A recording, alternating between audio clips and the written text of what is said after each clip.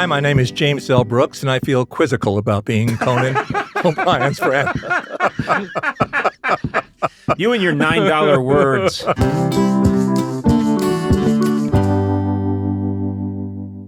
Hey there, and welcome to Conan O'Brien Needs a Friend. I came in a little hot. Yeah, right out of the gate. I know. It was like an auctioneer. Conan O'Brien Needs a Friend. Oh, I've been watching a lot of auction videos online. Is that a thing? Sotheby's has an account, and you can watch them. And there are all these really professional people, and a lot of them are on the phone, and they just raise a finger, and he's like, okay, and we have 3 million there. Do I have 3-1? And then and I want to be one of those people who was on the phone raising my hand. Here's my terror. As you know, I have a lot of tics and bodily movements. And I thought you meant like the insect.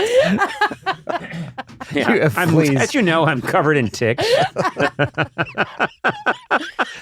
if I just took off my shirt and it was solid tick? Oh, God. Just a solid, black T-shirt of undulating ticks, all going sucking away. And I'm like, yeah, I've got some ticks.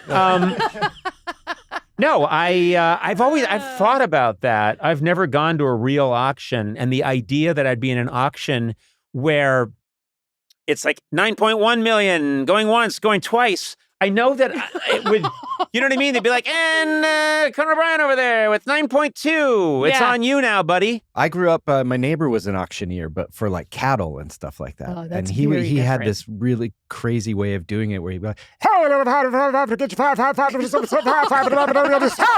and he would walk up and down the street. Was he tiny? He was tiny. He sounds tiny. Oh, I'm carried away by a bird. I was just a kid, and he'd offer me Pabst Blue ribbons and things like that. And that's a different thing. And bocce. He always wanted to play bocce. In Whittier? This is in Whittier. Wow. Do they have, is there a lot of cattle? No, there's none. Where's he going? He was from Missouri. You know what so that's what you're watching is auctioneer videos. I didn't know that was a thing. Yeah. I am addicted to, I watch a lot of guitar lick, little Instagram videos and stuff. But one thing I've noticed that I'm totally transfixed by are little carpentry hacks. I can't make anything out of wood, but they'll show you how they join two pieces of wood by making these little cuts. Yeah. Or they'll show you, if there's a crack in your furniture. And of course, they always have equipment that I would never have, that I don't think anybody would have except a professional woodworker. But they'll say, oh no, if you put this screw halfway in, but then you cover it in glue, but then you make this little divot and you put it in here, it's recessed, and then you clamp this together and then you sand it. And I'm like, oh my God, I just orgasmed watching that. It's fantastic. And then I watch the videos where they explain how an orgasm works. And I could watch those forever. And those are hacks as well. Those are hacks as well. And you cut them here and you cut there. And then you put a little glue and that's my auctioneer voice. Oh, God. Going once, going twice. I'm also imagining, this is my YouTube video, is I watch Conan having an orgasm covered in ticks. Yeah. Oh, I'm covered in ticks, orgasming while watching a carpentry hack. One view. And the ticks are all watching too. One view, and it's me. One view.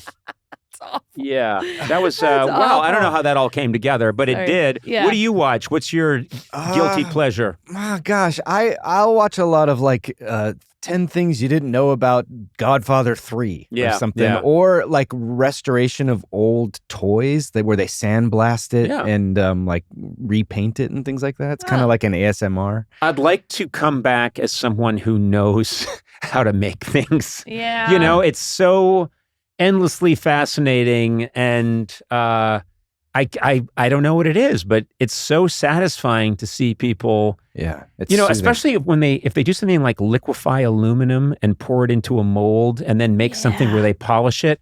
I will cancel everything. No. They found your replacement liver. They can surgically put it in right now before it dies. I need to finish watching this. Oh, you know another thing I'll take my chances on another emergency liver. that you might like? What? Marble Olympics.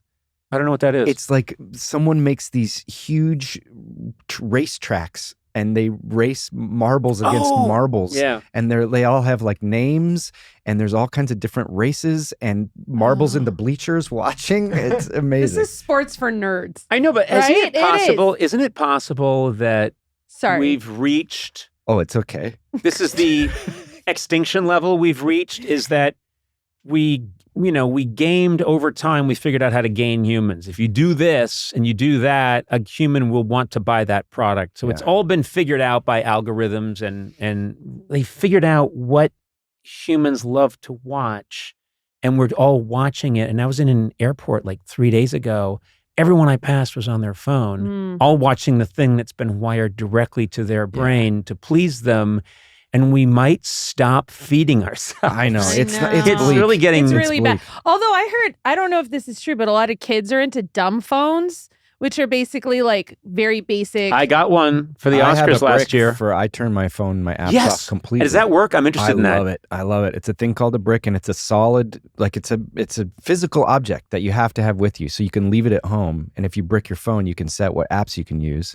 And so I can go out and just have nothing but maps and Spotify or something like that, and I can't be. Is this an ad for this device? Are you secretly getting money? I'm not getting any money. Is your phone like that now? No, not like that now, because I need it. And you just touch it to the brick, and it bricks your phone. Tap it on there, and you preset what apps it will let you use. And if you leave that thing at home, you can't.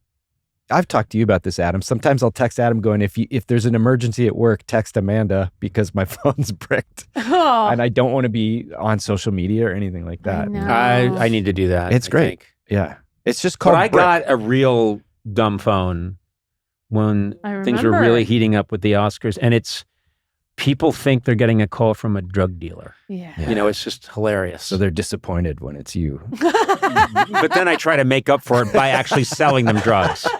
Drugs I have no way of knowing how to get. I'm like, I've got some really good black tar heroin that can be and then I have to go out and find it. And how much? You don't know how much you're going to charge for that much. Imagine him dealing drugs. You would be a terrible drug dealer. Why? Because this is insulting. You don't do drugs. Right.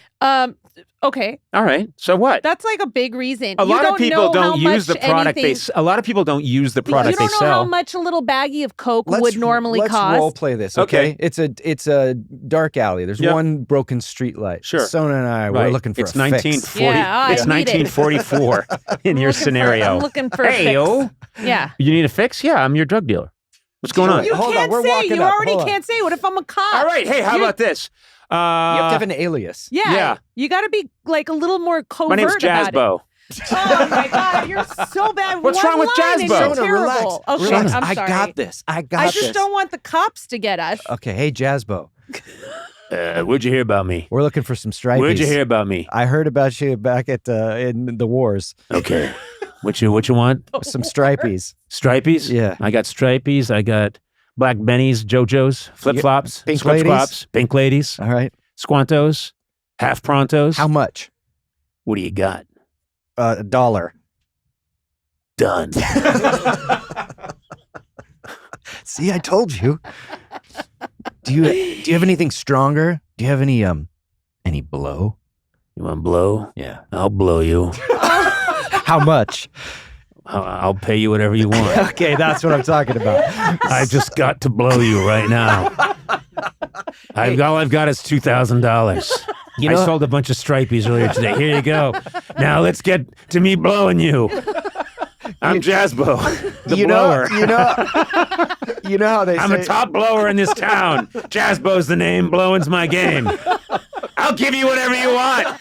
This is just a deposit. You know how they say if you're a cop, you have to tell me? Yeah. Take off your shirt. I got to know if you're covered in ticks. I don't remember if this is even the same record. I didn't either. It feels like it was a long time ago. It's time to wrap. Is this the same one? Okay. Anyway. I have no idea. Was it? It is, right? Auction videos. YouTube. Yes. Is it the same one? I don't know. It started with auction videos. I'm seriously jet lagged. I don't know. I took notes. All I know is that I'm paying you top dollar to blow you in this scenario, and my name's Jazzbo. I got drugs for $1, and I'm being paid to be filleted by a Jazzbo covered in ticks. I also love the first time you're like, "Hey, I'm your drug dealer." I'm your drug dealer. Drug dealer here. Ding dong. Jazzbo's the name. Drug dealing's the game. Hear ye, hear ye. Any cops Dinga, around? dinga, dinga. Anyone watch illegal drugs? Jazzbo's the name. Drug dealing's the game. And I'll blow you. Well, I have to say, this is going to be an excellent show.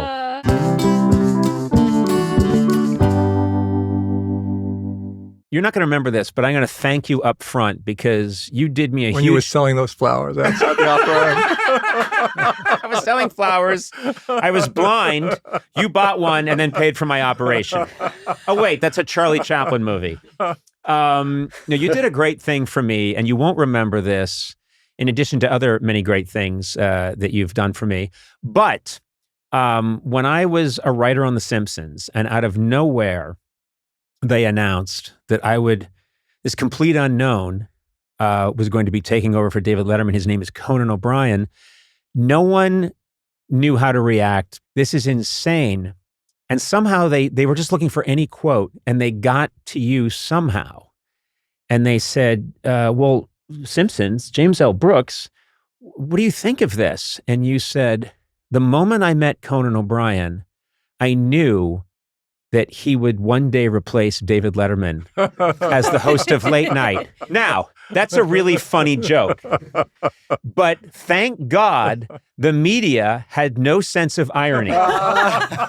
So It happens with a lot of things that I hope are jokes. I read so many articles that were like, of course, James L. Brooks came to his defense and said, from the moment I met him, he was the only one. And I think I survived off that quote for a couple of months. I think so what I thank actually you. said was he can't. We have him under contract.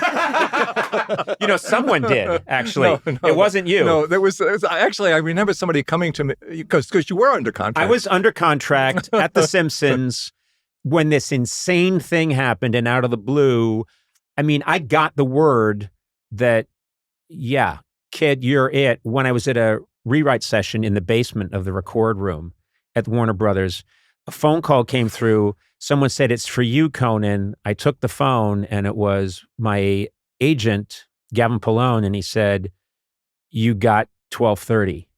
And I said, in a deflated tone, because I knew what I was in for, I said, I knew it. And because I was scared. And then Wow. the drama unfolded, which was I was under contract at The Simpsons for another couple of years.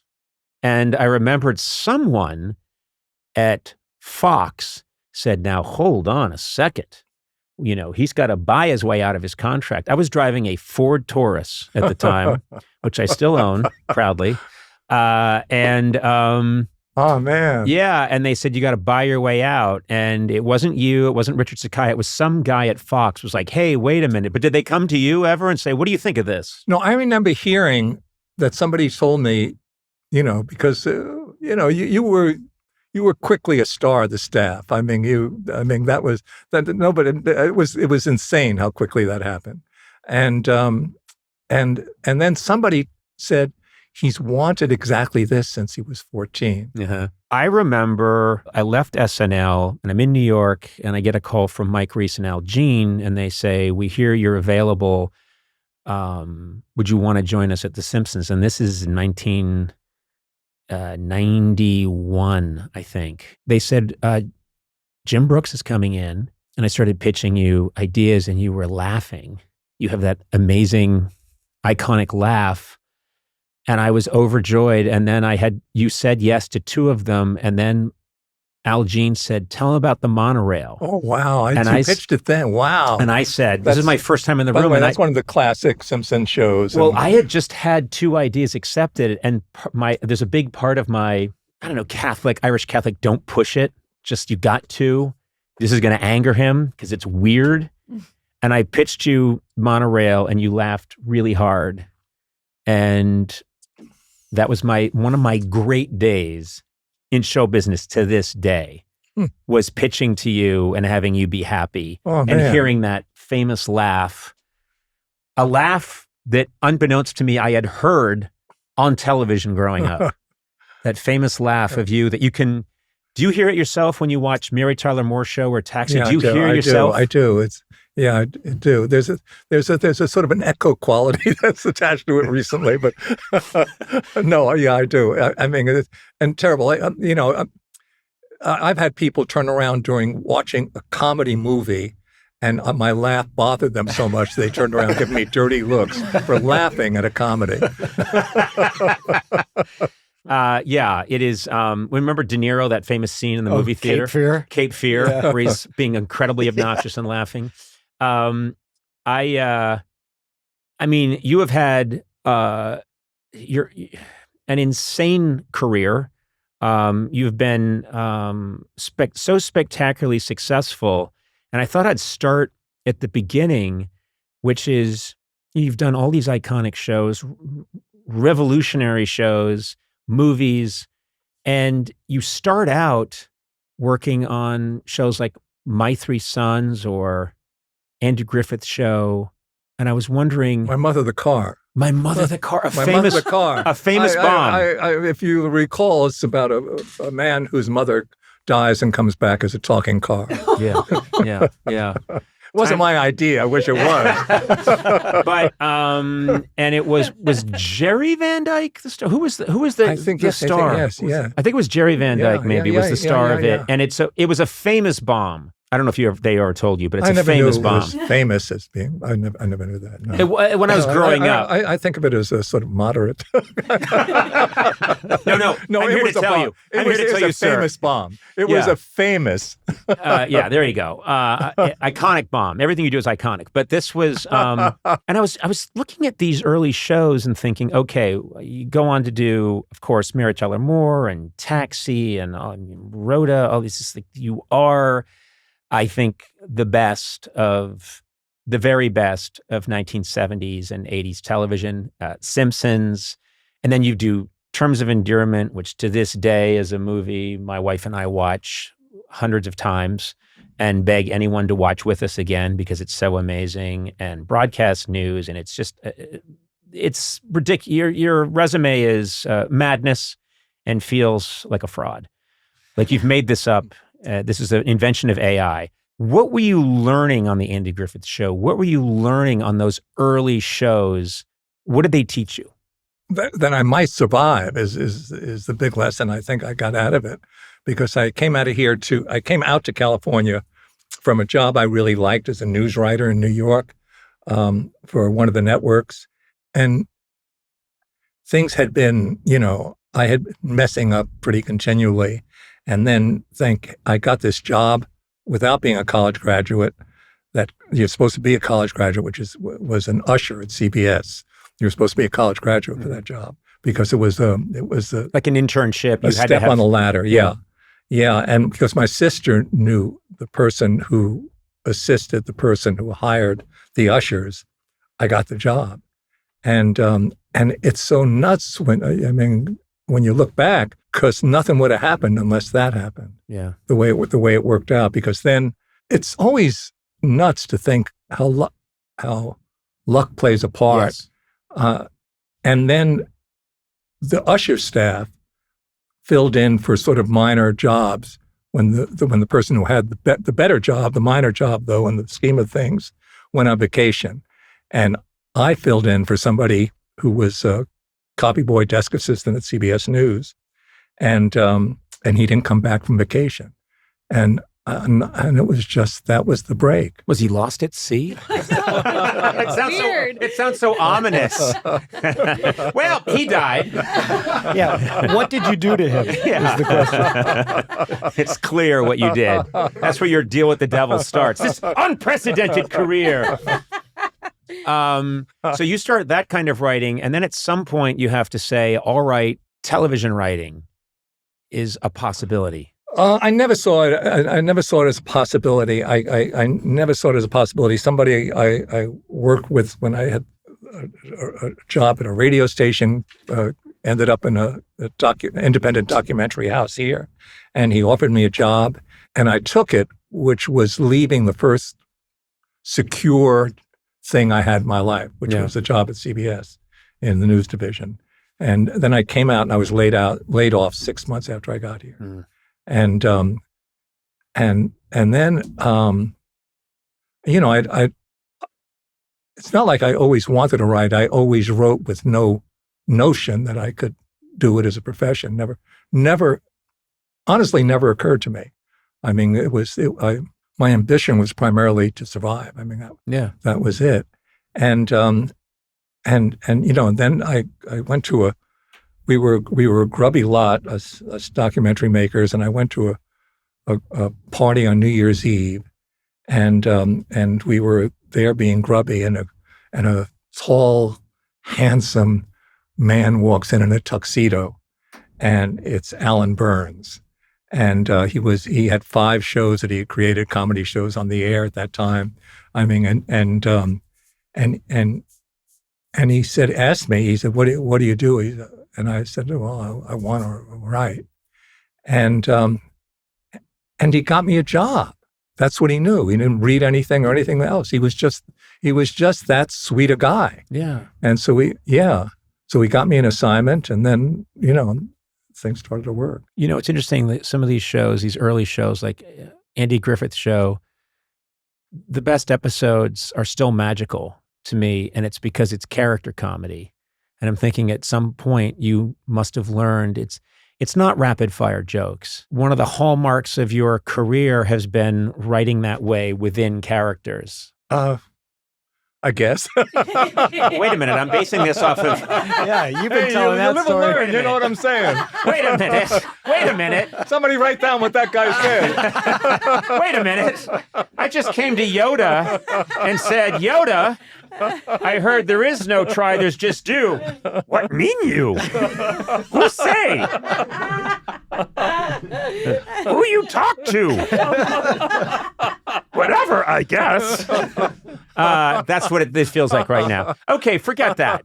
I'm going back to just jokes, which is what I should do. It's funny because huge turning point in your life, Mary Tyler Moore Show, a show that you create, and you did the pitch with Alan Burns. Yeah. With Alan Burns, but who'd you pitch it to, and was Mary Tyler Moore in the room when you pitched it? I had done a show, Room 222. Love that show. And Alan and I met on that show, and Grant Tinker, who was the who was the vice president at Fox, and was married to Mary Tyler Moore, and was, every time you mention his name, was the best boss that ever happened. Yeah, I mean, he saved our rear ends. He was amazing in his support of writers, just crazy great.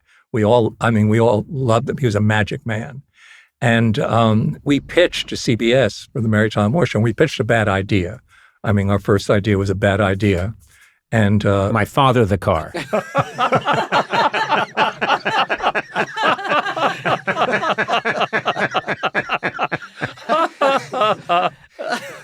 So you pitch a bad idea.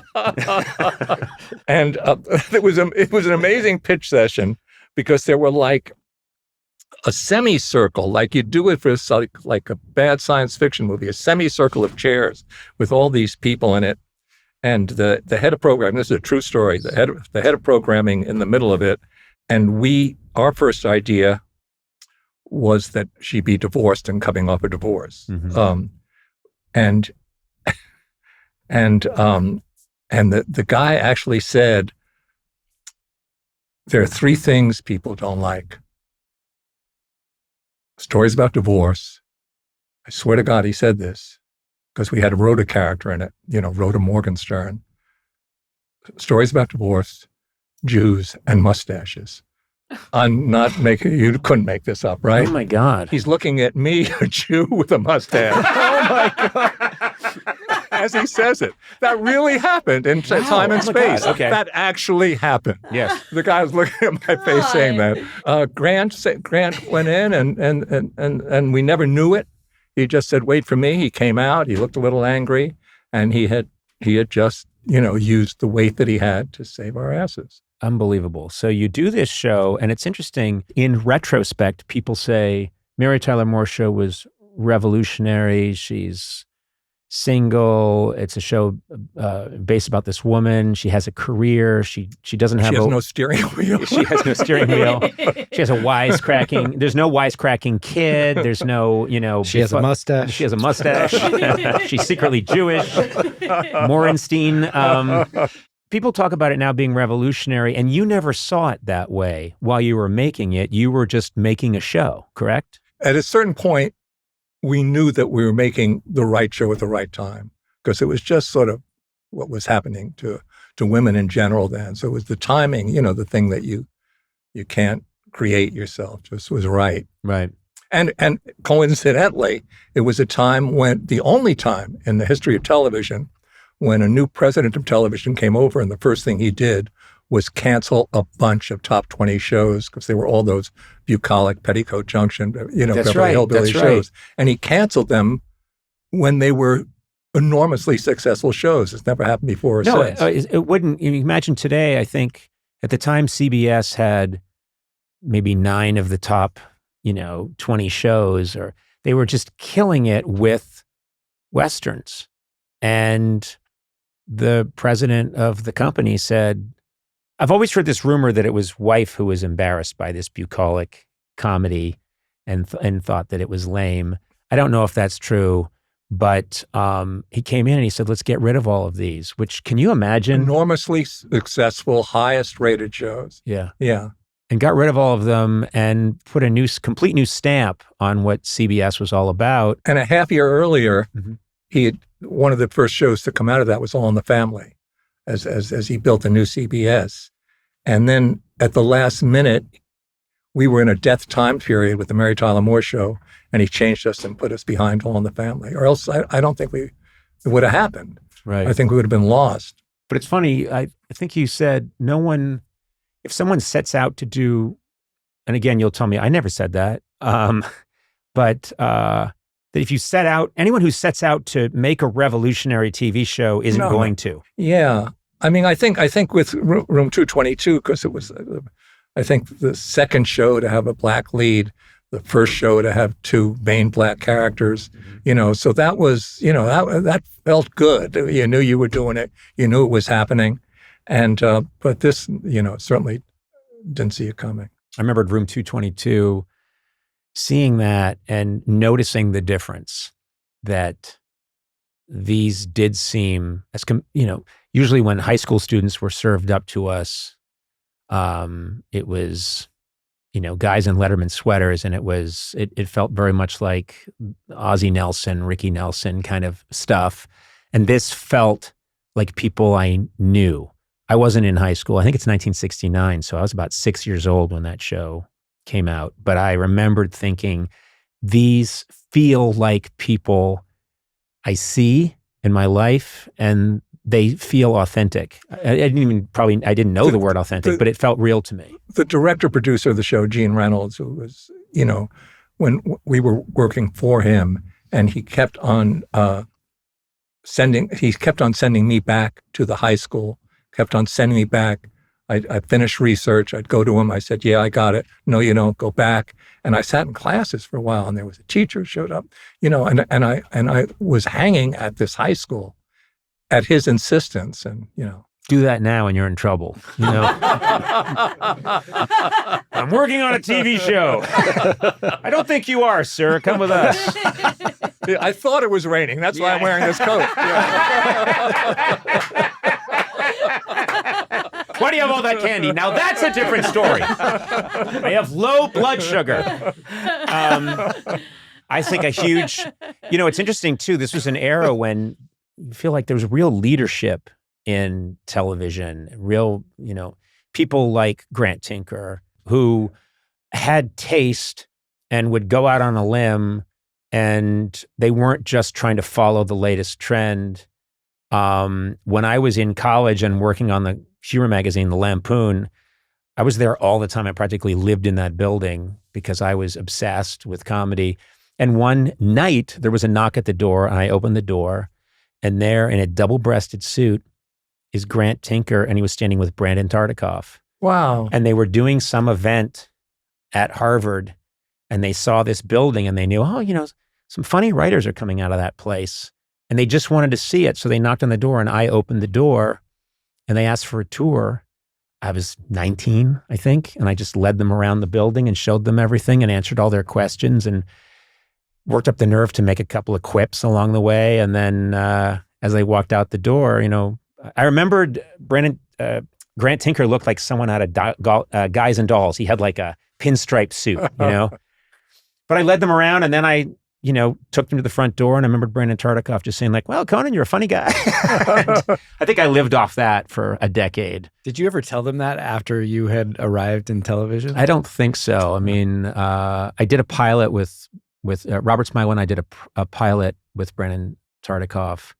I don't know that I took the chance in our one or two meetings with him. He was a terrific guy. Amazing. And these were people with real talent and taste and sensibility. And I think that's in short supply these days. So many people are running scared in not just television, but film. People are running for cover that it's, I don't know if we'll see their like again. It was data. It was all, this is before data. Yes. Yeah. I mean, they had their thing, but it was very rudimentary. No, now we have actual computers that tell us we don't like Jews, mustaches, or divorce. Turns out they were right. I don't know why we fought it so hard. I'm very curious about Mary Tyler Moore because she played a big part in my life, because when I first got my late night show, for reasons I still don't understand, and I was under fire for this kid doesn't have it. Who is he? He seems awkward. This isn't going to make it. Mary Tyler Moore was my second guest. She was the first guest on the second show, and then came back routinely and was an incredible talk show guest. And of course, I couldn't believe that I was sitting here talking to someone who was coming through my television, Dick Van Dyke Show, on a black and white TV in my kitchen in Brookline, Mass. And I'm eating bologna strips my mother put in a bowl. And I'm watching this person. Yeah, I was being punished. I was on war rations. But that was a big meal back then. But I mean, I had this feeling of, she is making eye contact with me and using my first name, and it still seems unreal to me. But she was, what was working with her like on that show? There was an extraordinary thing she did. She was the great star of the show, and she used all the power she had not to have the power, and to make it a company and to make everybody feel like that. An ensemble, yeah. Yeah, so it was never like, we had to worry what would Mary think. I mean, we'd have a run through, we'd try and fix whatever, needed fixing. And she never came to the office. And at 7 years I remember the best thing I did in my life is they were saying, let's go out while we're ahead. Let's call it a go at 6. And I said 7. So that was the I just bought a boat. The best word. That's the great motivator. Buy a boat and you'll do 3 more seasons. Also, I never believed get out while you're ahead. No. If I buy a boat, it's going to be called the SS Ride It to the Bottom. But so you wanted 7, and I know she did have a note, or I believe she had a note on the final episode. Yes. One of the few times that she never, the first time, the only time, 7 yeyears, never did it. Never came to our office to say something. And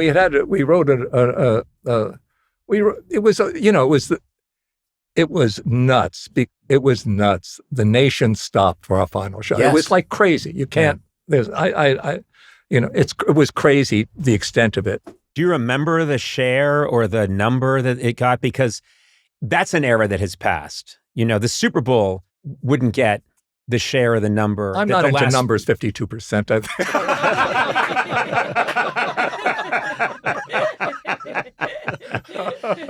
I always heard it was 51. Here's 52. You're forgetting Iowa. Okay.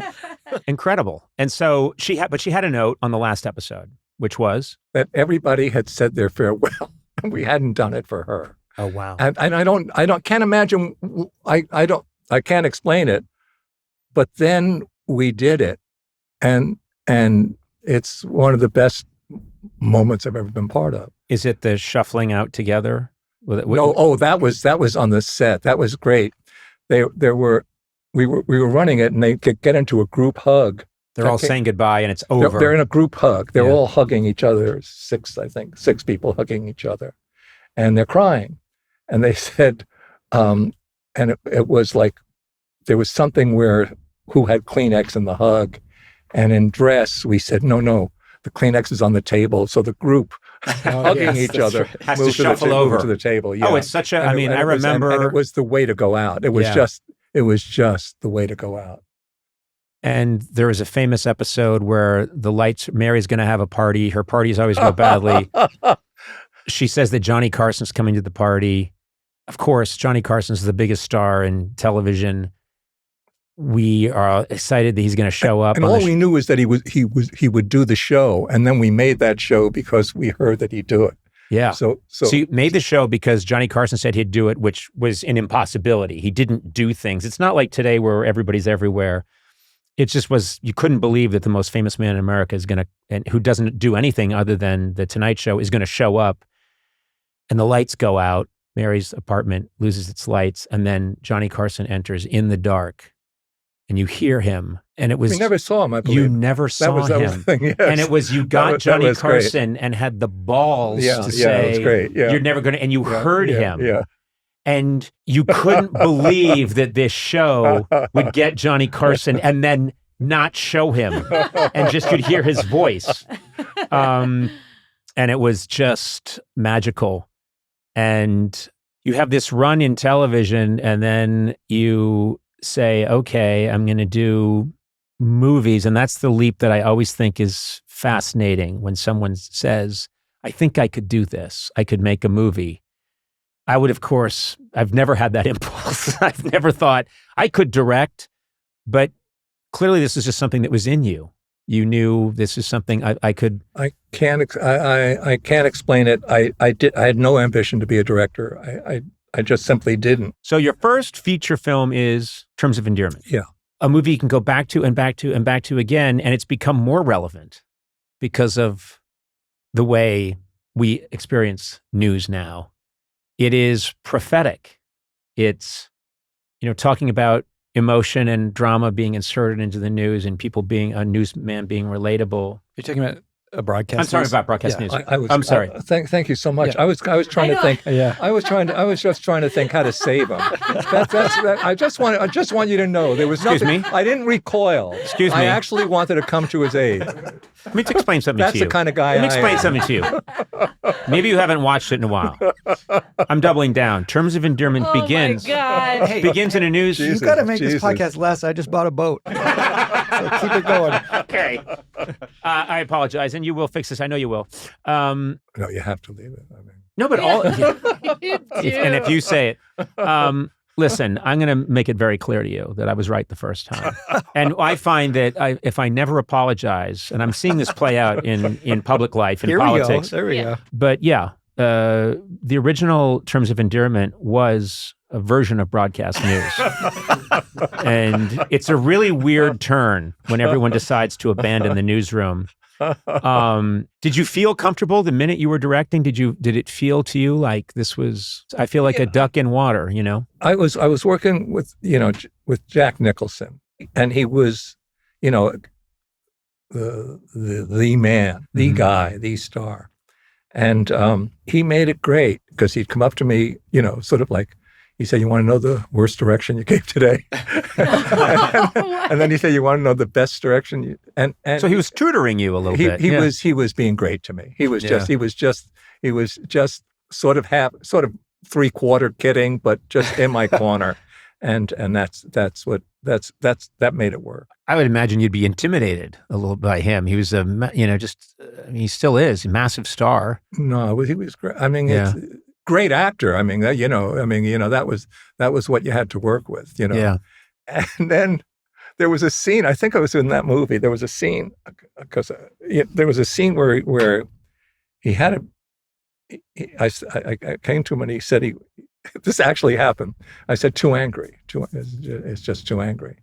And then I said again, that it was just too angry. And then he did the scene and sort of blew up that I kept on doing this, he was just blowing up, not performance. And I said, that's it. And that was, and then we both, he broke up and I broke up and, but it was it. It was just, it seemed too angry until suddenly it was like nobody had ever done it just like that. I'd always heard, is it true that Burt Reynolds turned down that role and did Stroker Ace instead? No, he did a picture. He did a different picture. He did a picture with like 12 women in it and him or something like that. That's the movie we all want to make. Yeah. Okay. And he was the #1 box office star but in America. Did turn it down? He had said he'd do it, and then he turned it down for this movie.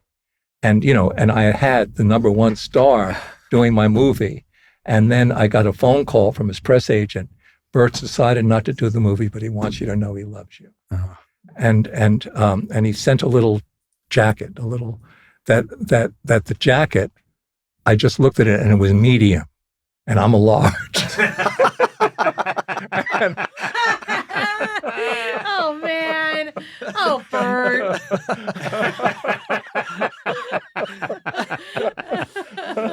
Yeah. It was just the jacket he was wearing that day. Yeah, it was just whatever he was. It had Bert written in it in ink. It just said Gunsmoke on it. Absolutely incredible. I mean, I intend to embarrass you with this, but you've got 3 Oscars, 22 Emmys, a Golden Globe. Jeez. You need to immediately be in a Broadway show because we need to get you a Tony.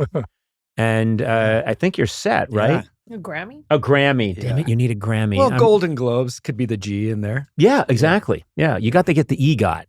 There are very few that can claim that. I'm sorry. I think these are good ideas I'm pitching you. Oh, you used to like my ideas. Now suddenly... Check, please. Sir, please. We try again with a different pasta.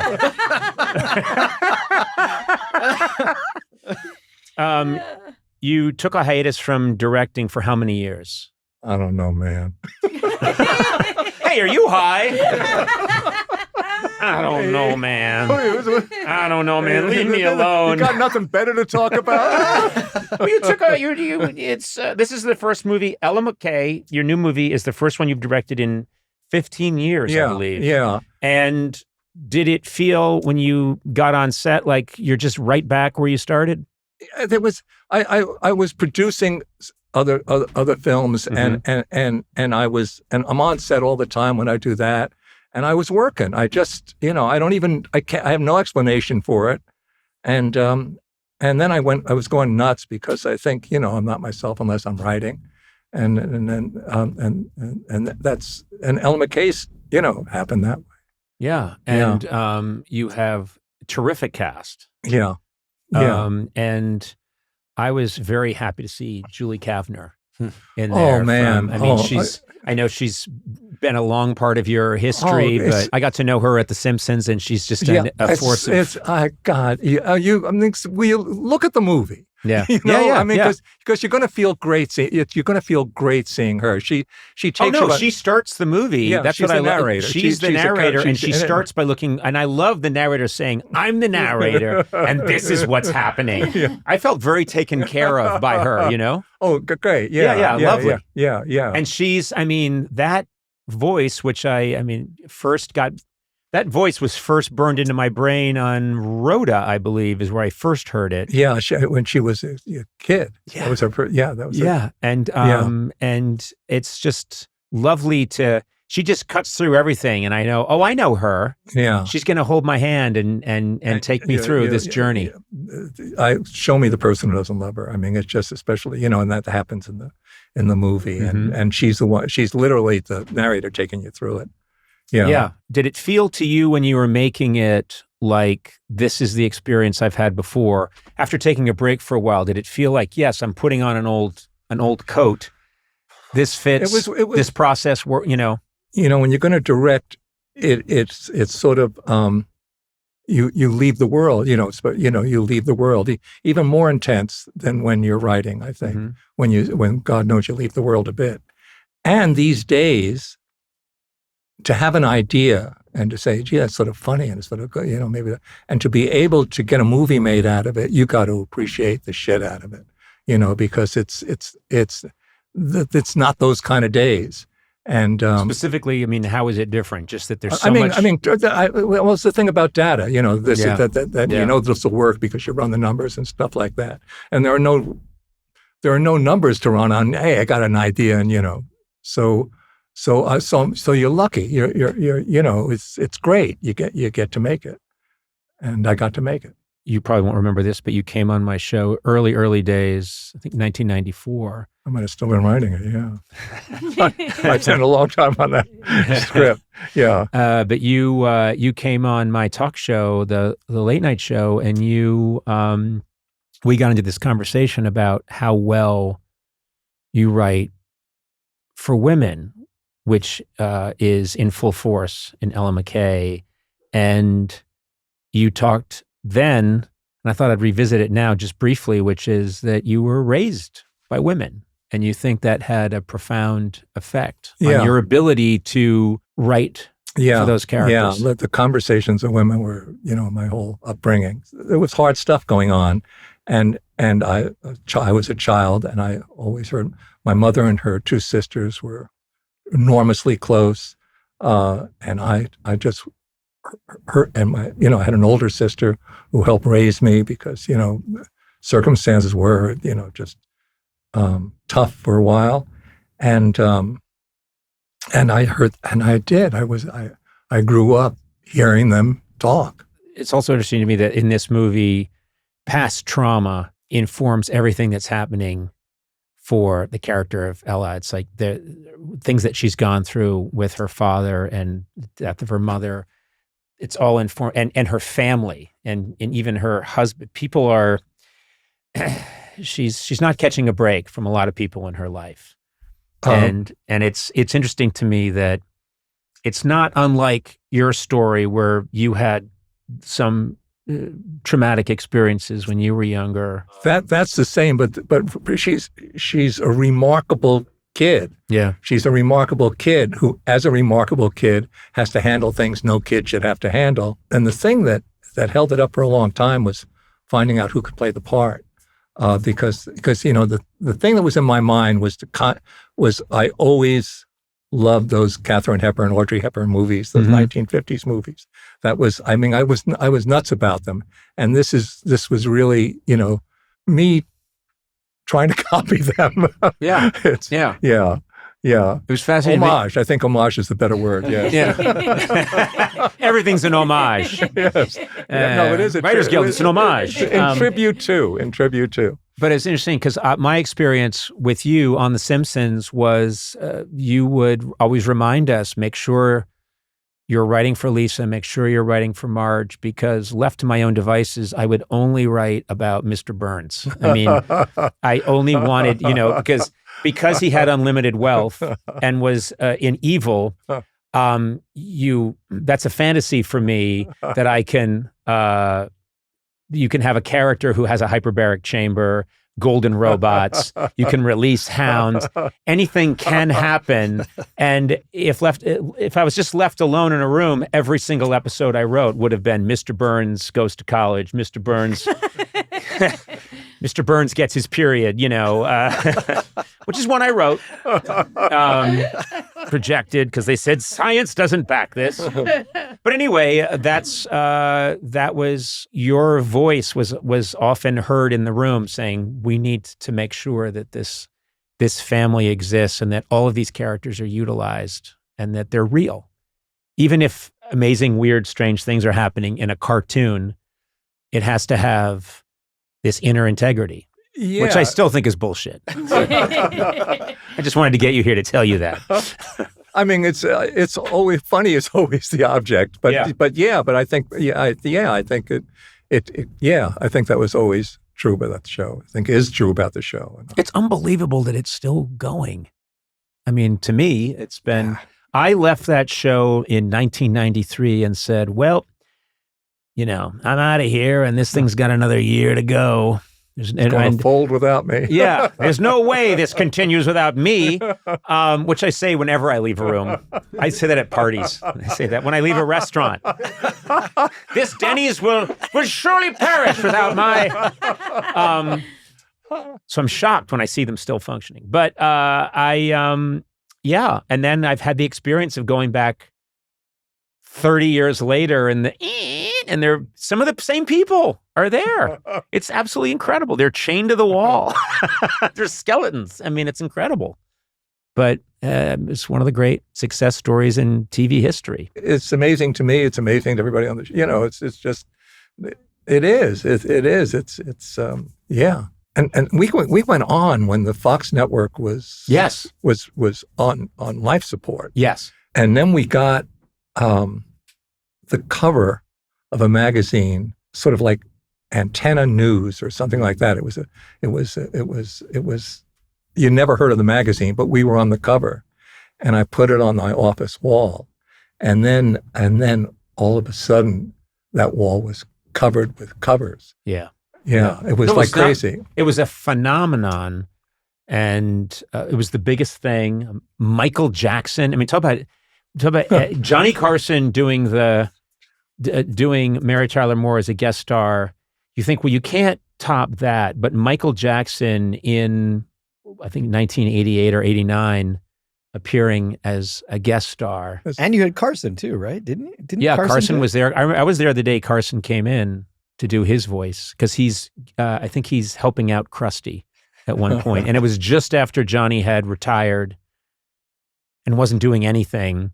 And then he said he'd do The Simpsons. And it's burned into my brain that day, because he came in, coolest looking guy ever. He had a file of fax and 2 packs of cigarettes unopened.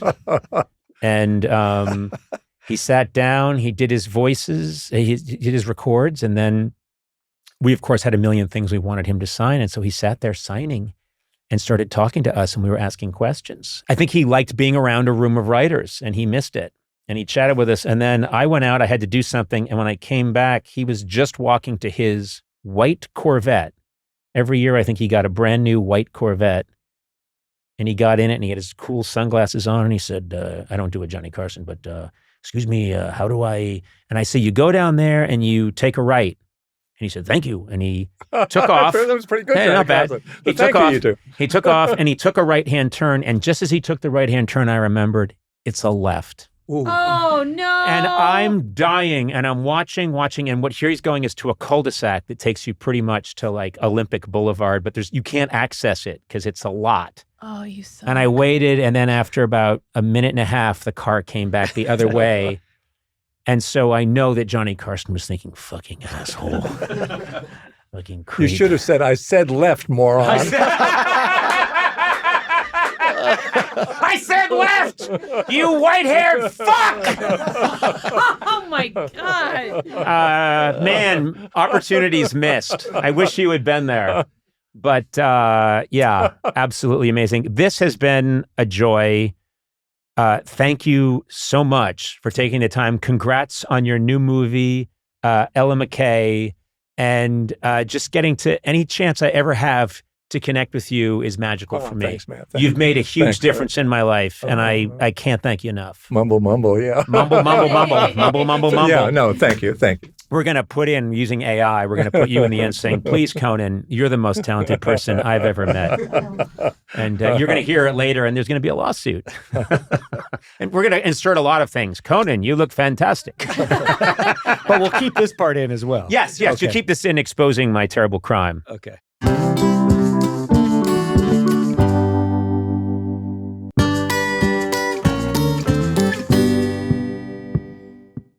I'll admit I'm a little terrified because Aaron Bleyaert, a.k.a. Bley, says he has an idea for a segment. And, you know, we don't know what it is. We don't know what it is. Yeah. So here we go. Bley, I tremble, but you have the floor. So I don't normally do this, as you know. And I like to think of myself generally as a unifier, bringing people together. I don't want to be divisive. I don't want to tear us apart as a group.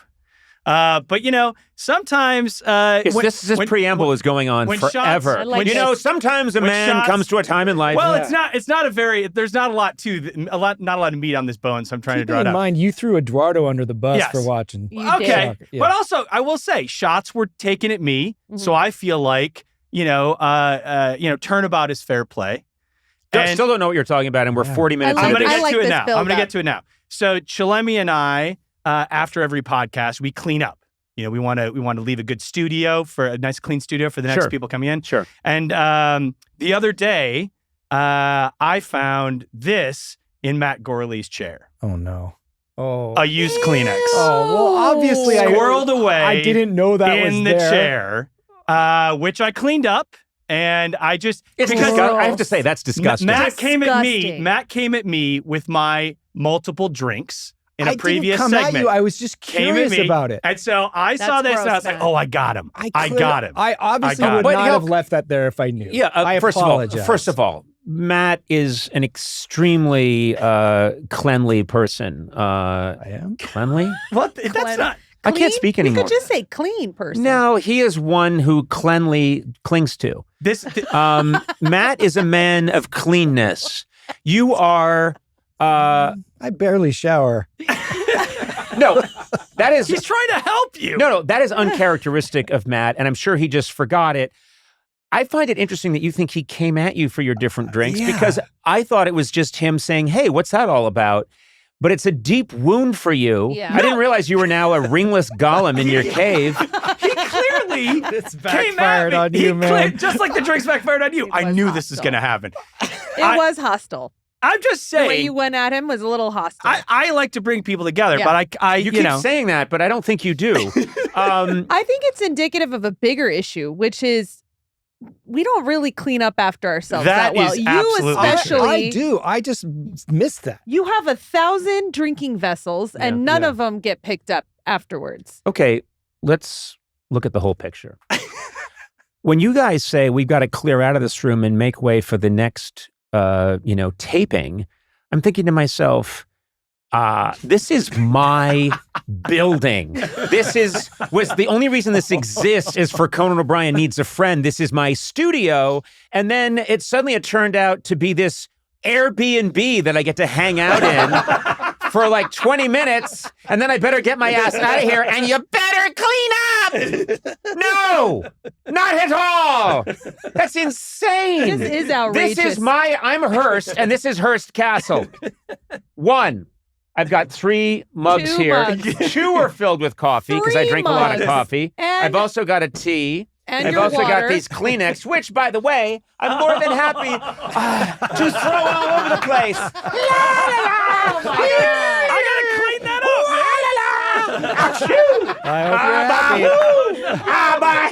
man. There's just tissues everywhere. Listen to me.